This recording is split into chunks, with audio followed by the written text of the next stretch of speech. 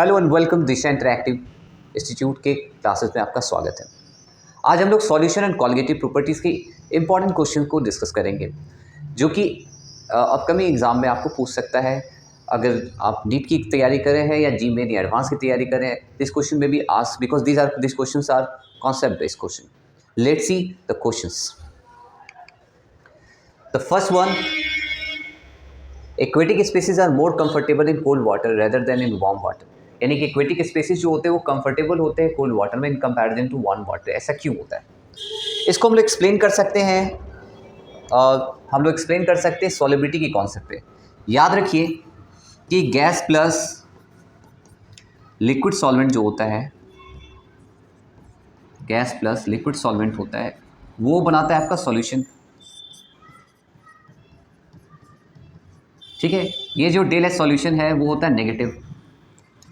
ठीक, तो सॉलिबिलिटी जो होगा गैस का, सॉलिबिलिटी ऑफ गैस जो होगा वो डिक्रीज़ करेगा अगर हम टेम्परेचर को बढ़ा देते हैं। टेम्परेचर बढ़ेगा तो सॉलिबिलिटी गैस की डिक्रीज़ करेगी। अब डिजॉल्व ऑक्सीजन जो होगा वो ज़्यादा होगा किस में? कोल्ड वाटर में। डिजॉल्व ऑक्सीजन जो होगा कोल्ड वाटर में ज़्यादा होगा कंपेयर टू वार्म वाटर। ठीक है, तो इसका अर्थ क्या है? हम क्या कह सकते हैं? Which one is right? इसमें जो पहला ऑप्शन है वो राइट है कि solubility of gas decreases with increase in temperature, and कह सकते हैं कि amount of dissolve oxygen is more in cold water than warm water. Let's see the next question. The next question is which of the following species would be most soluble in non polar solvent such as CCl4। इसको हम लोग कैसे समझेंगे? ये concept आता है अपना polar और नॉन पोलर के हिसाब से। पोलर या नॉन पोलर हम लोग डिसाइड करते हैं डायपोल मोमेंट पे। डायपोल मोमेंट होता है product of magnitude of charge and the distance between positive and negative centre. ये एक वेक्टर क्वांटिटी है। किसी मॉलिक्यूल का अगर नेट डायपोल मोमेंट 0 है तो वो नॉन पोलर होगा, और अगर mu net not equal to 0 है तो वो पोलर होता है। And the solubility of a solid can be explain on the basis of a concept like dissolve like. Gas की या सॉलिड की जो सॉलिबिलिटी होती है वो एक्सप्लेन कर सकते हैं लाइक डिजॉल्व लाइक के कॉन्सेप्ट पे, जो कहता है कि पोलर सॉल्यूट है। पोलर सॉल्यूट किस में डिजॉल्व होगा? पोलर सॉल्यूट किसको कह दिया? जिसका mu net not equal to 0 है। किस में डिजॉल्व होगा? पोलर सॉल्यूट डिजॉल्व होगा पोलर सॉल्वेंट में। ठीक है, और नॉन पोलर जो होगा जिसका म्यू नेट 0 है वो डिजॉल्व होगा नॉन पोलर सॉल्वेंट में, नॉन पोलर सॉल्वेंट। ठीक है, तो यहाँ पे CCl4 क्या है? वो है नॉन पोलर।